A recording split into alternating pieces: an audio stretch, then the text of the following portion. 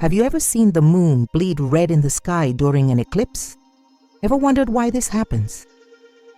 Science has its explanations, but there's an African legend that reveals something much deeper about this phenomenon. The Batammaliba, an ancient people of Togo and Benin, discovered something extraordinary about the red moon. Something that can completely transform how you deal with your broken relationships. I'm Kaya, the legend seeker, and today I'm going to tell you this extraordinary story. In the vast lands that stretch between Togo and Benin, where the horizon dances at the meeting of the sky and the red earth of West Africa, live an extraordinary people, the Batammaliba, whose name means those who are the true architects of the earth. They didn't choose this name by chance. Their houses, called takienta, rise like clay towers sculpted by the wisdom of generations. They are buildings that seem to spring naturally from the ground, with their organic shapes and conical roofs that touch the sky like fingers pointing to infinity. Each house is a universe in itself, a domestic temple where the sacred and the everyday intertwine in a harmonious dance. These unique buildings, recognized even by major organizations as World Heritage Sites, tell the story of a people who always knew that architecture isn't just about building walls. It's about creating spaces where the soul can dwell in peace. Each takienta is built on 2 floors, the ground floor for animals and food storage, and the upper floor for the family to live. But there's something more. Small altars scattered throughout the structure, where ancestors are honored daily. The Batammaliba are farmers at heart. Their hands intimately know the rhythm of the land, the right time to plant and harvest, the secrets the soil holds about abundance and scarcity.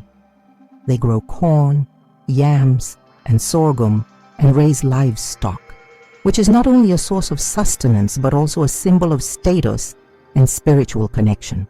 But there is something that sets them apart from many other African peoples, their particular relationship with the sky. As night slowly descended upon their lands, laden with the scent of the savannas and the distant murmur of nocturnal animals, all the people naturally turned upward. The African night sky, clear and dotted with stars like diamonds scattered on black velvet, was their most sacred book. And they knew how to read this book like few people in the world know how. For the Batammaliba, every star, every celestial movement, every change in the moon had meaning. They were not merely passive observers of astronomical phenomena. They were active interpreters of a cosmic language that spoke directly to their daily lives. It was through this careful observation that they organized their agricultural calendars, determined the best times for important rituals, and even made decisions about marriage and travel. The sky was their permanent oracle, always available, always reliable. But there was something specific that especially caught his attention: the moon. This luminous companion who governed the tides, who influenced the growth of plants, who determined feminine cycles, sometimes underwent a transformation that left the entire people on alert. On certain nights that seemed to carry a different electricity in the air, a tension that even animals sensed, something extraordinary happened to the moon. At first, it was just a subtle, almost imperceptible shadow touching the edge of the lunar disk. The most attentive observers noticed it first, whispered to their neighbors, and soon the entire village was glued to the sky. The shadow grew, advancing slowly but relentlessly, swallowing piece by piece of that familiar light that had always accompanied them. It was like watching a cosmic drama unfold in slow motion, each moment charged with tension and mystery. And then the most amazing thing happened. When the darkness completely took over the moon, it didn't disappear. No, it transformed into something even more powerful and disturbing. The moon dressed in red. It wasn't just any red. It was the red of hot iron, of the fire burning in the forge, of the blood pulsing through the veins. It was a color that spoke directly to the soul, color that brooked no indifference, a color that demanded explanation. And when the red moon hung in the sky like an immense eye watching the earth, the Batammaliba knew they were not faced with a simple astronomical phenomenon. They were faced with a message that needed to be deciphered. In those sacred and tense hours when the red moon dominated the night sky, no one in the Batammaliba villages remained indifferent. Children clung to their mothers' skirts, instinctively sensing that something important was happening. Young people stopped their conversations and games, their eyes inevitably turning upward. Adults paused in their tasks, even the most urgent, because they knew there was something even more urgent happening in the sky. The silence that descended on the villages on those nights was unlike any other. It was heavy, dense, almost palpable. A silence that came not simply from the absence of sounds, but from the intense presence of something sacred and mysterious. Families gathered naturally. There was no need for convocation or organization. It was an ancestral impulse, a deep need to be together when the extraordinary manifested. Grandparents held their grandchildren in their arms. Parents called their children close. Neighbors sought each other out and met in the communal spaces of the villages. The elders, guardians of the wisdom accumulated over generations, naturally assumed spiritual leadership in these moments. They were the only ones who held the keys to deciphering that red message pulsating in the sky. And it was through generations of observation, reflection, and a deep connection between what was happening in the sky and what was happening on Earth that the Batammaliba finally discovered the secret behind the red moon. A discovery that would forever change the way they viewed not only eclipses, but the entire nature of human relationships. It was Kotoku, one of the most respected elders in the village of Nadoba, who first made the connection that would change everything. Kotoku was known for his extraordinary memory and his ability to see patterns where others saw only coincidences. For over 70 years of observing the heavens, he carried in his mind a living archive of every eclipse he had witnessed, every detail etched like sacred scars on his soul. On that particular night, a night that would be etched in the oral history of the Batammaliba, Kotoku was sitting on his favorite mat on the terrace of his takienta when the moon began to bleed red once more. But this time, something different happened in his heart. A restlessness, a realization that struggled to rise to the surface of his consciousness. As he observed the phenomenon with his practiced eyes, his mind began to wander into uncharted territory. He remembered something disturbing. Whenever the moon turned red in the days following the eclipse, the fights in the village seemed to intensify. These weren't just ordinary fights. They were deep conflicts, grudges that seemed to spring from nowhere, disagreements that turned into insurmountable walls between families that had previously lived in harmony. Kotoku frowned, his sage's mind connecting dots that had previously seemed loose in the fabric of reality. He began a mental exercise, revisiting every eclipse he had witnessed in his long life. The eclipse from when he was young, he vaguely remembered his father arguing with his brother over land, a fight that lasted months. The eclipse from 20 years ago, soon after, two neighboring families who had always helped each other engaged in a bitter dispute over property lines. The eclipse from the previous year, his own daughter had fallen out with her sister-in-law over issues so minor she couldn't even remember them now. And it wasn't just that. Kotoku noticed something even more disturbing. It wasn't just the fighting that increased after eclipses. It was as if the entire village became more tense, more prone to conflict, as if an invisible shadow hovered over people's hearts, whispering words of discord. Heart pounding at the discovery forming in his mind, Kotoku stepped off his takienta and began walking through the village streets. The red moon still dominated the sky, and he could see other families gathered on their terraces, all with their eyes turned upward, all with the same expression of reverence mixed with unease. He stopped at the home of Dawuda, his childhood friend and fellow guardian of ancestral memory. Dawuda was in his backyard with his entire family, everyone in contemplative silence. "Dawuda," Kotoku called in a low but urgent voice. "I need to speak to you about something important." Dawuda approached, intrigued by the intensity in his friend's tone. Kotoku began to share his observations, his connections, his growing certainty that there was something deeper going on between heaven and earth. As he spoke, Dawuda began to nod, his own memories stirring. Yes, he had noticed it too. Yes, whenever the moon bled, people seemed to forget the art of peaceful coexistence. The two elders spent the rest of the night in intense conversation, comparing memories, piecing together fragments of observation, building a theory that gradually gained shape and strength. And then, as the moon finally began to return to its normal silvery white, Kotoku had the final intuition, the missing piece of the cosmic puzzle.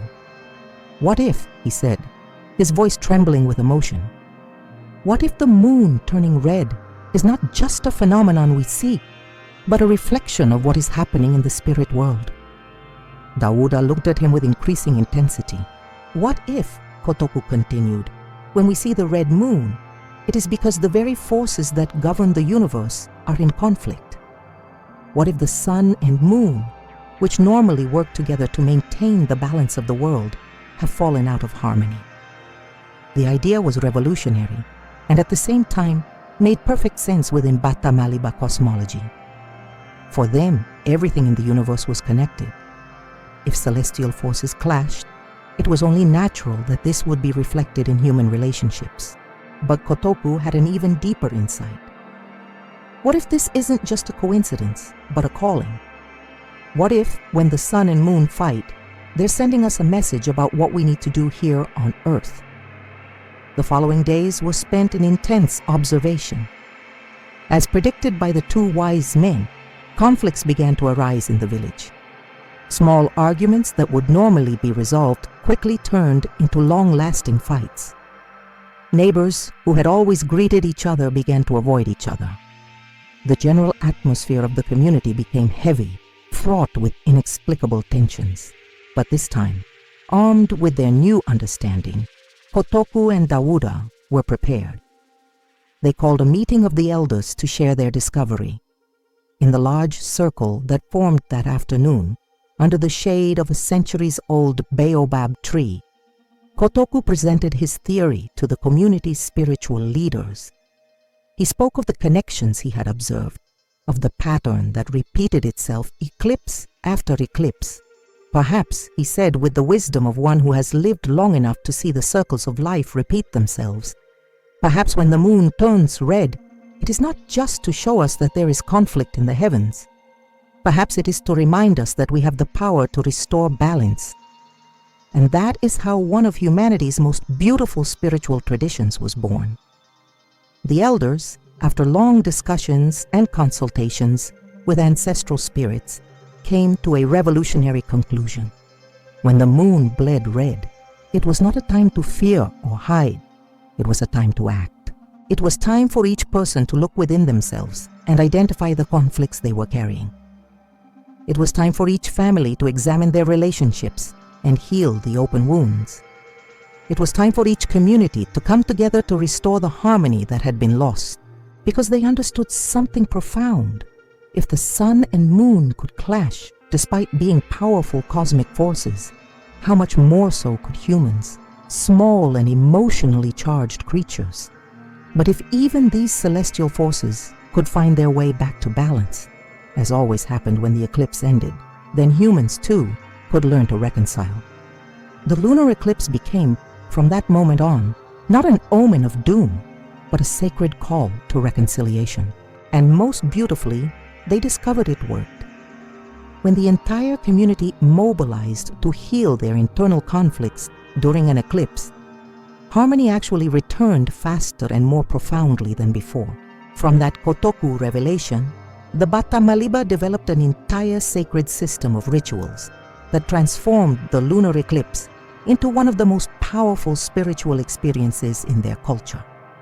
when sky watchers identified the first signs that an eclipse was approaching. Subtle changes in animal behavior, a different quality of evening light, signs that only the most experienced could interpret, special preparations began throughout the community. It was not a preparation of fear, but of opportunity. The older women, guardians of family traditions, began making mental lists, not shopping or to-do lists, but lists of the heart. Which children were in conflict with each other? Which neighbors had grown apart due to misunderstandings?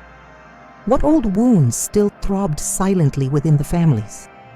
The men, in turn, gathered informally at their work sites and talked in hushed tones about disagreements that needed to be resolved. Unresolved debts, disputed land boundaries, harsh words that had been said in the heat of old arguments, all came to the surface during these days of preparation. It was striking how the mere proximity of an eclipse awakened awareness of wounded relationships, as if the moon, even still white in the sky, was already sending invisible waves that touched people's hearts and reminded them of what needed healing. But the most beautiful thing were the children. They seemed to intuitively grasp the special energy of these days. They played make-up with each other, imitating the adults. They apologized for minor misdeeds with touching seriousness. It was as if the entire village, from youngest to oldest, were in tune with the cosmic need for harmony. When the night of the eclipse finally arrived, the entire community gathered in the center of the village, in a sacred circular space where a central fire was lit. This was no ordinary fire. It was fueled by specific woods, each chosen for its symbolism. Branches from trees that had survived storms, representing resilience. Wood from fruit trees, symbolizing renewed abundance. Pieces of trees that grew intertwined, representing unity. Families formed concentric circles around the fire. In the inner circle were the elders and spiritual leaders. In the middle were the adults and young people. In the outer circle were the children, because they believed that the innocence of children created special protection during the ritual. As the moon began to show the first signs of Earth's shadow, a reverent silence fell upon everyone. It was a silence unlike any other, a silence charged with intention, purpose, and directed energy. And then began what they called the ceremony of untying knots. The oldest elder in the community would stand and speak words that had been passed down from generation to generation. As the shadow passes over the moon, may the shadow of discord pass over our hearts. As the moon will shine again, may our bonds be bright again. One by one, people stood up and shared their struggles, not accusatory or defensive, but vulnerable and honest. I held a grudge against my brother over our father's land. I said harsh words to my sister-in-law and didn't apologize. I avoided my neighbor because of a misunderstanding about cattle. The most striking thing was that as each person spoke, others rose to respond. Brother approached brother. Sister-in-law extended her hands to sister-in-law. Neighbor walked toward neighbor. And there, under the moon that was slowly turning red, the deepest and most sincere reconciliations took place. It wasn't just words. There were specific ritual gestures to seal each reconciliation. People greeted each other with a special hug, touching each other's chests over the heart, saying, "May peace enter you as you enter my peace." It was a gesture that symbolized the exchange of energies, the mutual commitment to restored harmony. For more serious conflicts, there was the shared water ritual. The warring parties drank from the same gourd, passing it back and forth 3 times. The water had been collected from 7 different sources in the region, representing the diversity that can come together in harmony. And for the deepest seated situations, those old quarrels, those grudges that had taken root, there was the shared fire ritual. The people in conflict would gather together to add wood to the central fire. Each would add their own wood at the same time, so that the flames would blend indistinguishably, symbolizing that their fates were intertwined and that separation was merely an illusion. As the moon grew redder, The energy of reconciliation grew more intense.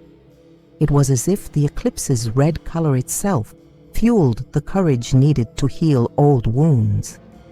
People who hadn't spoken in years found the strength to take the first step. Entire families divided by inheritance or disagreements were reunited in a single night. But the most touching were the cases of people who needed to reconcile with those who had already passed. Children who couldn't say goodbye to their parents.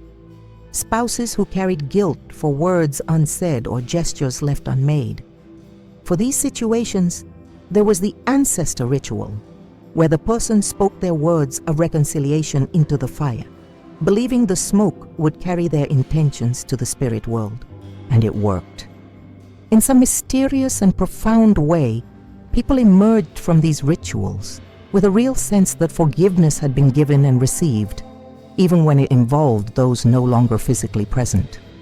When the moon finally began to return to its normal silvery white, always in the early hours of the morning, the ceremony entered its final phase, the celebration of restored light.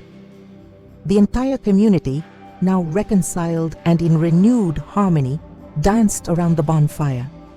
These weren't wild or exuberant dances, but gentle, almost meditative dances that symbolized the return of balance. Men, women, and children all held hands, moving in concentric circles like the stars themselves in the sky. And as they danced, they sang an ancient song that said, "The moon smiled again, our hearts shone again. What was separated was united, what was wounded was healed. We are one people, we are one family. We are children of the same moon, the same sun, the same earth." When the eclipse was completely over and the moon regained its natural brightness, the ceremony concluded with a final moment of silence, but a silence completely different from the initial silence. It was a silence of plenitude, of mission accomplished, of hearts at peace. And then, still in the wee hours of the morning, something magical would happen, a communal feast. Families who had reconciled brought food to share. It was a celebration of restored harmony, where dishes that had been prepared separately were mingled on a single communal table. Children who, hours before, had grandparents who hadn't spoken to each other, now played together on the laps of reconciled grandparents. Neighbors who had built invisible walls between themselves now planned projects together. Siblings who had divided inheritances in conflict now talked about reuniting the family lands. It was as if the entire village was reborn with each lunar eclipse, as if the red moon were a kind of symbolic death of conflict, and the returning white moon were the birth of a renewed community. And most impressively, the Batammaliba noticed that these effects lasted. It wasn't just a passing emotion from a special night. The reconciliations made under the red moon seemed to have a special power, a durability that surprised even the most skeptical members of the community. Families who reconciled during an eclipse remained united. Neighbors who made peace during these ceremonies developed deeper friendships than before. It was as if the cosmic energy of the phenomenon sealed the reconciliations definitively. As the years passed and the eclipses repeated, the Batammaliba learned increasingly profound lessons about human nature and the art of reconciliation. The first lesson they discovered was perhaps the most revolutionary. Conflict is not the problem. The refusal to resolve it is the problem. They realized that even the sun and moon, perfect divine forces, periodically clashed. The eclipse was proof that conflict was part of the nature of the universe. It wasn't something to be avoided at all costs or indicative of moral failure. It was simply part of the natural flow of life. What made the difference was how one reacted to the conflict. The sun and moon didn't remain eternally in disharmony. The eclipse always ended. The light always returned. This meant there was a greater cosmic wisdom working to restore balance. And if this was true on the celestial level, it should also be possible on the human level. The second lesson was about timing. The Batammaliba learned that there is a right time for reconciliation, and that time is now, not tomorrow, not when pride diminishes, not when the other person makes the first move. The eclipse didn't last forever. It was a temporal phenomenon with a beginning, middle, and end. Likewise, opportunities for reconciliation also had their temporal windows. People died, moved, hardened their hearts. Life didn't wait for us to be ready. It offered specific moments of openness, and it was up to each of us to seize them. The third lesson was about personal responsibility. During the eclipse rituals, they discovered something surprising. It didn't matter who started the conflict. What mattered was who had the courage to end it. This discovery freed many people from the burden of waiting for someone else to take the first step. If you could be the one to initiate healing, you became the hero of your own reconciliation story. The fourth lesson was about the nature of true strength. The Batammaliba learned that it wasn't the proudest who were strongest, it was the one who could let their guard down first. It wasn't the one who shouted the loudest who won, it was the one who spoke the softest. It wasn't the one who stood the hardest who won, it was the one who could bend without breaking. This reversal of values created a new definition of power within Batammaliba culture. True power lay not in dominating or defeating others, but in being able to restore harmony even when one had legitimate reasons to maintain conflict. The fifth lesson was about the ripple effect of reconciliation. They noticed that when a family reconciled during an eclipse, it created ripples that spread throughout the community. It was like throwing a stone into a still lake. The ripples expanded in ever-widening circles, touching distant shores. A reconciliation between siblings inspired cousins to make peace. The restored harmony between neighbors motivated other families to resolve their own disputes. They discovered that peace, like conflict, was contagious, and that a single person willing to take the first step could trigger transformation throughout the entire network of relationships around them. The sixth lesson was about the difference between forgiving and forgetting. The wise Batammaliba understood that forgiving didn't mean pretending nothing had happened or that the hurt hadn't existed. Forgiving meant choosing not to let the hurt control the future of the relationship. It was possible to remember what happened without carrying the poison of grief. It was possible to learn from the conflict without becoming its prisoner. It was possible to honor the pain without allowing it to become the center of the story. The seventh lesson was about internal timing, the right moment within each person. They realized that some people needed more time than others to reach the point of openness to reconciliation. Like the moon itself, which had its phases, human hearts also had their phases. There were moments of new moon when a person was closed off, wounded, unable to see beyond their own pain.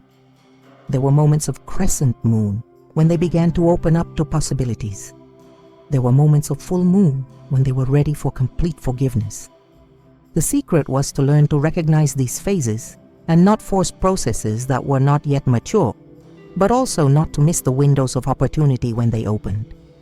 The eighth lesson was about the power of witnesses. The Batammaliba discovered that reconciliations made in public, in front of the community, were much stronger and more lasting than those made only between the involved parties.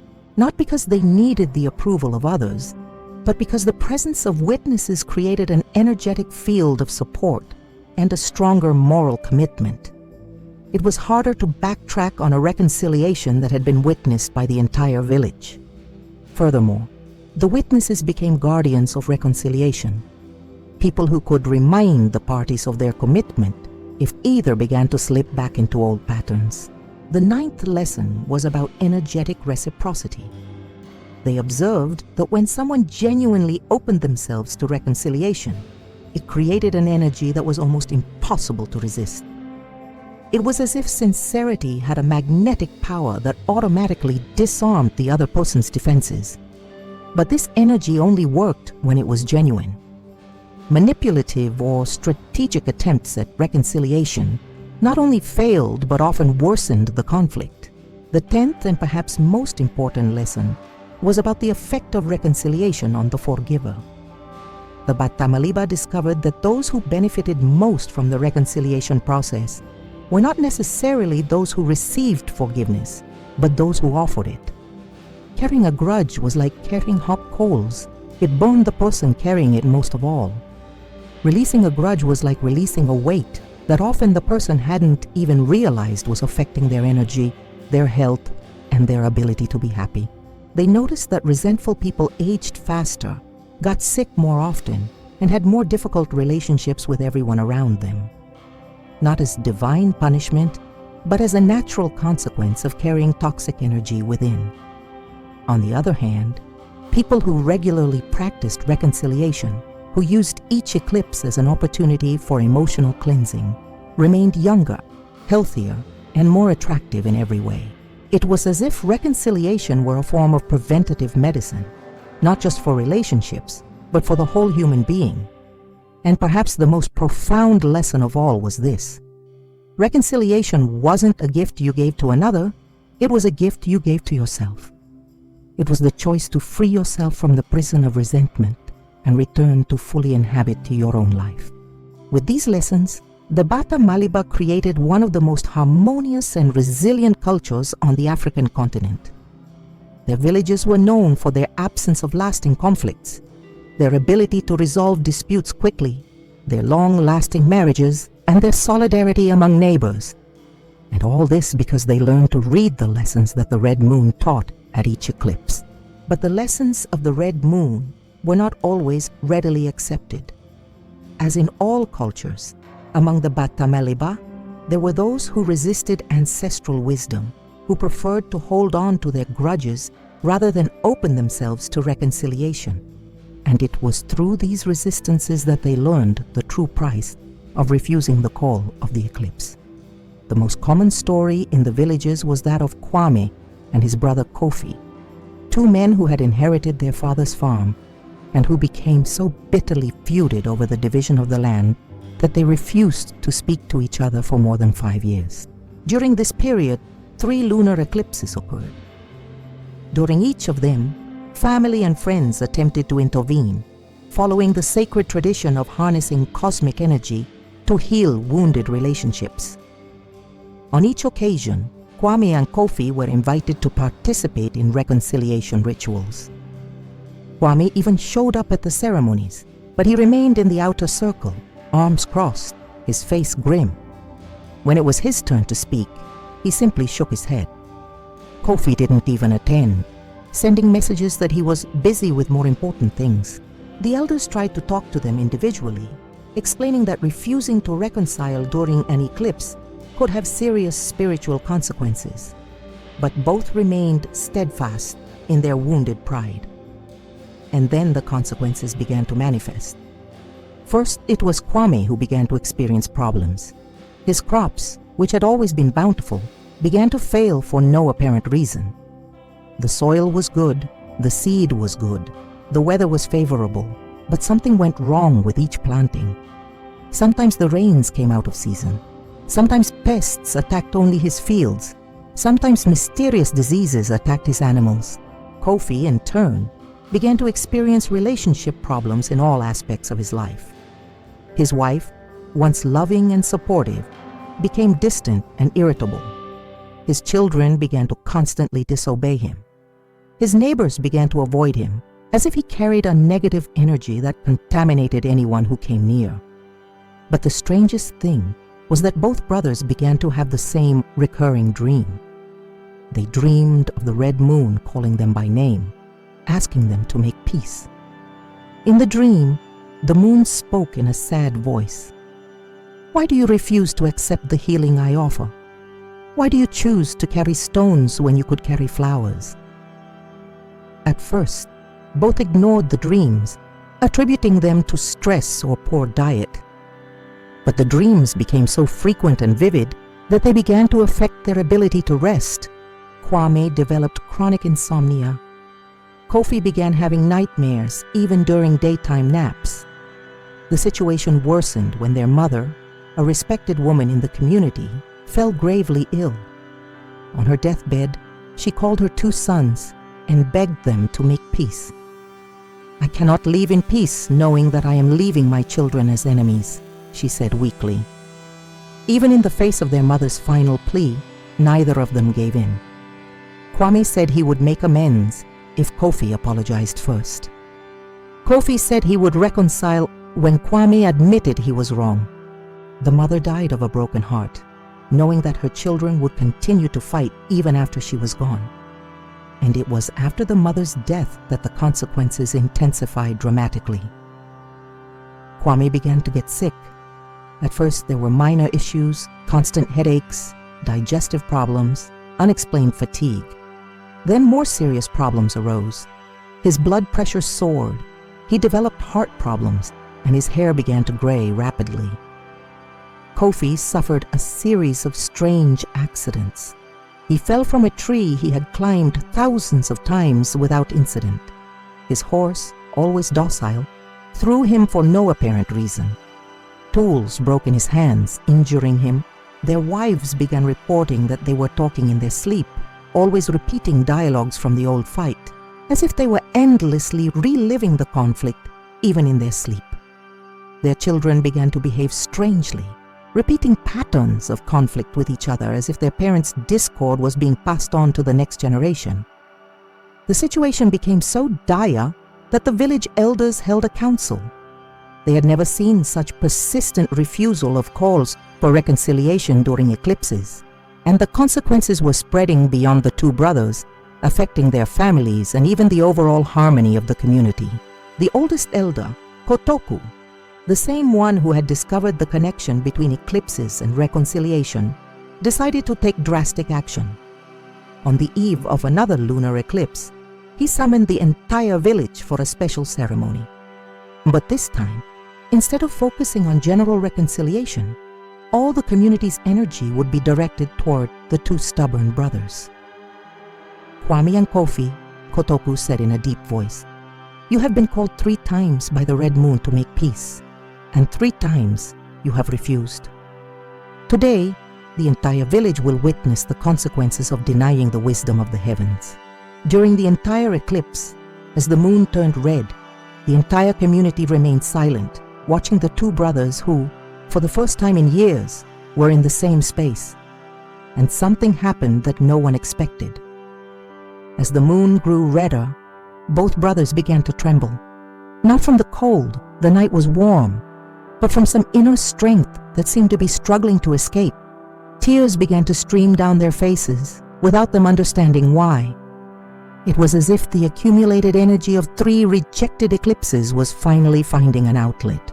Kofi was the first to break down. In the middle of the ceremony, he stood up abruptly and walked toward his brother. "Kwame," he said, his voice breaking, "I can't carry this pain anymore. It doesn't matter who was right or wrong. I just want my brother back." Kwame, who had waited years for this moment, found that all his anger had turned to profound relief. "Kofi, my brother, I want you back too. Our mother was right. We are family, and family cannot be separated." The embrace the two shared that night, under the red moon and in front of the entire community, was described by those present as one of the most emotional moments they had ever witnessed. But the most striking thing was what happened immediately after the reconciliation. Kwame felt as if a physical weight had been lifted from his shoulders. His headaches disappeared instantly. His breathing, which had been labored for months, returned to normal. Kofi stopped shaking, a nervous tremor he'd developed over the past few months and hadn't even noticed until it was completely gone. In the following days, Kwame's crops mysteriously began to thrive again. Kofi's relationships harmonized as if a dark cloud had been lifted, but perhaps most touching was what happened to their children. The children, who had grown up seeing their uncles as enemies, discovered they had cousins. Families that had been separated by the patriarch's stubbornness were reunited, creating a network of support and affection that benefited the entire lineage. From that moment on, the story of Kwame and Kofi became one of the most widely told legends in the Batammaliba villages. Not as an example to be followed, but as a warning about the price of resisting the call for reconciliation. and one of the phrases Kotoku said that night became a popular saying. The red moon is patient, but not infinite. She offers healing 3 times. If you refuse all 3, the 4th time she just watches as you heal yourself the hard way. With this story, everyone in the community understood that the lunar eclipse wasn't just an opportunity, it was also a responsibility. A responsibility to oneself, to one's family, to one's community, and to the cosmic harmony that connects all things. And if this legend of the Batammaliba touched something within you, if you recognized in Kwame and Kofi a little of yourself or your relationships, I want to extend a special invitation to you. I wrote a book called The Forgotten Agreement, the 30-Day Challenge, specifically for people who feel trapped in old cycles of pain and conflict.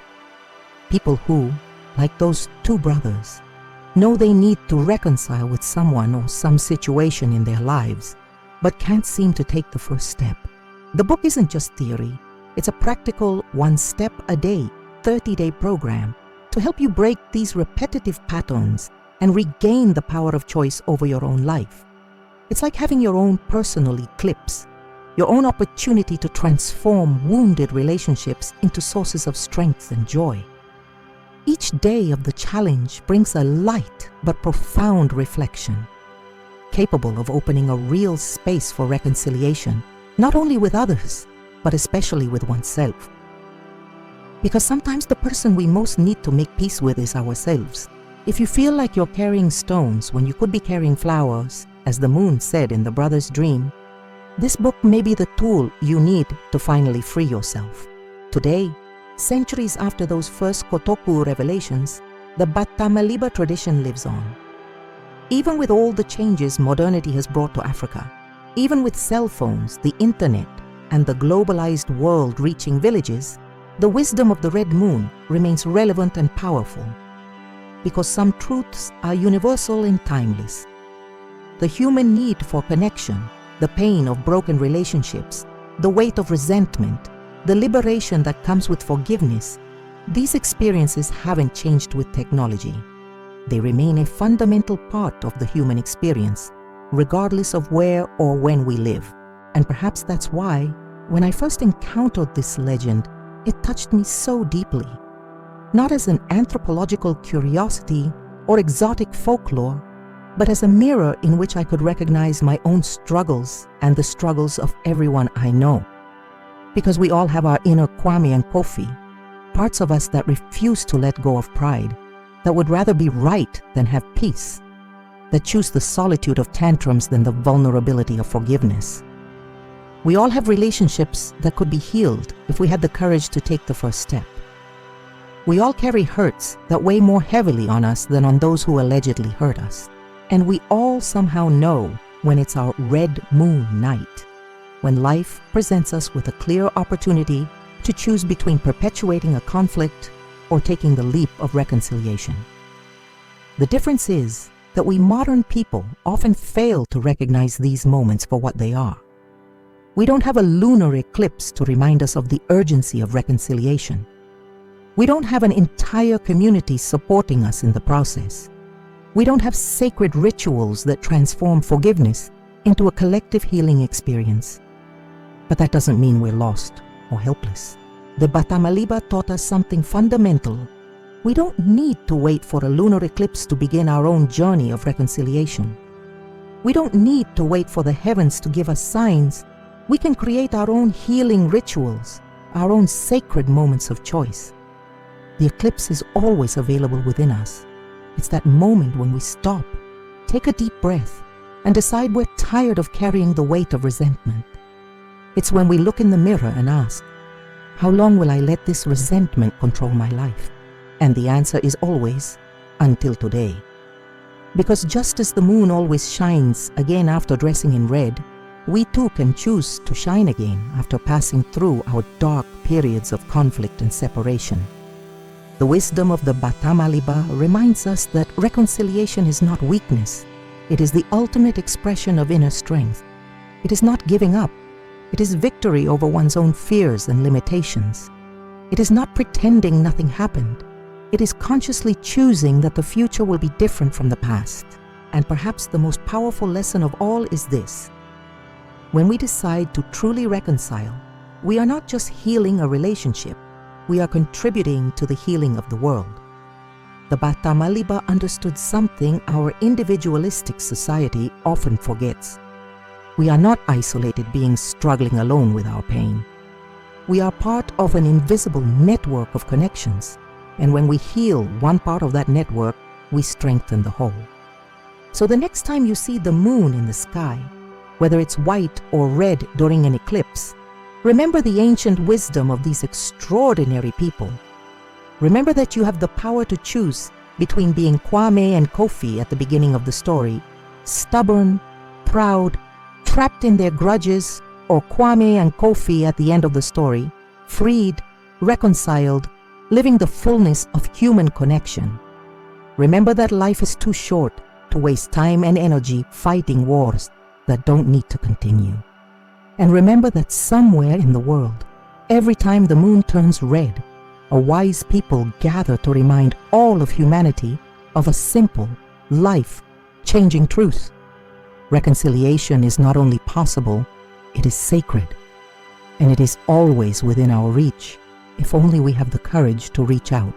And now I ask you the same question the Batammaliba elders asked in their ceremonies. Who do you need to reconcile with? Not just for them, but for you. What peace is being delayed because pride still reigns supreme? What relationship could be healed if you were brave enough to take the first step? Maybe it's a parent you've grown apart from because of differences of opinion that seem so small compared to how much you miss them. Maybe it's a brother or sister with whom you fought over inheritance, jealousy, or misunderstandings that turned into seemingly insurmountable walls. Maybe it's a dear friend you lost because of a silly argument, the kind that starts small and grows until it swallows up years of true friendship. Maybe it's an ex-partner you had a bad breakup with, and now you realize you could at least have a civilized relationship, especially if there are children involved. Or maybe, and this is often the hardest and most necessary reconciliation of all, maybe it's with yourself. Maybe you need to forgive yourself for choices you made in the past, for words you said or didn't say, for opportunities you missed or didn't seize, for versions of yourself that didn't live up to their dreams. You've been carrying this guilt, this self-criticism, this regret, as if it were a necessary penance. But the Batammaliba remind us, carrying guilt doesn't heal anything, it only prevents us from learning and growing. The true honor we can give to our past mistakes is not to repeat them. And we can't do that if we're trapped in the prison of self-judgment. Whatever reconciliation your soul is asking for, however long you've been putting off this moment, remember, you don't have to wait for the next red moon. Your red moon is now. It's that moment when you hear these words and feel something stir inside your chest. It's that realization that life is too precious to be wasted on unnecessary wars. And if you feel like you don't have the strength to take this step alone, that the weight of the hurt is too great, that your pride is too high, remember that you are not alone on this journey. Thousands of people around the world are going through the same struggles. Thousands of hearts are searching for a path back to love, peace, and genuine connection. And there are resources, there is support, there are practical tools that can help you transform this intention into real, lasting action. The most important thing is to start. Take the first step, even if it's small, even if it's imperfect. Because just as the sun and moon always find their way back to balance, you can find yours too. The choice, as always, is yours. If this Batammaliba legend brought any important reflection to your life, if it planted a seed of possibility in your heart, I invite you to subscribe to the channel and activate the bell. So you continue walking with me through other ancient stories that hold keys to transformation hidden in time. Because the world is full of wisdom waiting to be discovered, and each legend we explore together can be the map you need to find your own inner treasure. And if you know someone who needs to hear this story, who is experiencing some conflict that could benefit from the wisdom of the red moon, share it with them. Sometimes we are the eclipse in someone's life, the opportunity they need to remember that reconciliation is always possible. Until the next journey through the legends of the world, may your moon always find its way back to shine.